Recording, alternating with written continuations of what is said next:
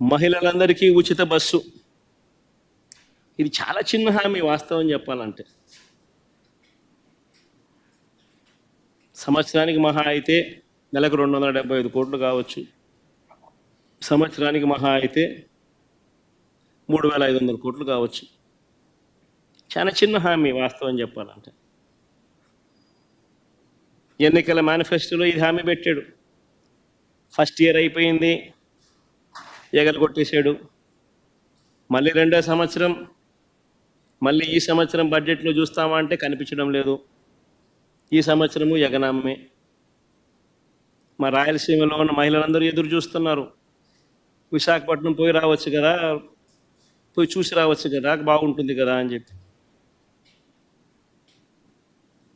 కర్నూలు, విజయనగరము, శ్రీకాకుళము, ప్రకాశము, అనంతపురం, నెల్లూరు వీళ్ళంతా మహిళలు ఎదురు చూస్తున్నారు. విజయవాడ, గుంటూరుకు పొద్దున పోయి సాయంత్రం రావచ్చు కదా, చూసి రావచ్చు కదా, ఏదో అమరావతి కడుతున్నాడు కదా, ఎలా ఉందో చూసి రావచ్చు కదా అని చెప్పి. ఉచిత బస్సు పెడితే ఉచితంగా ప్రయాణం చేసి రావచ్చు కదా, ఎక్కడికి పడితే అక్కడికి పోవచ్చు కదా, విహారయాత్రలకు పోవచ్చు కదా, చూసి రావచ్చు కదా, విశాఖపట్నం దగ్గర నుంచి, విజయవాడ దగ్గర నుంచి, గుంటూరు దగ్గర నుంచి అందరూ చూసి రావచ్చు కదా అని చెప్పి అందరూ ఎదురు చూస్తూ ఉన్నారు. కానీ ఈ పెద్ద మనిషి ఏమో ఇటువంటి చిన్న హామీని కూడా నెరవేర్చడంలో మాత్రం ఈ చంద్రబాబు నాయుడు అనే వ్యక్తి తన నైజాన్ని చూపిస్తూ ఉన్నాడు.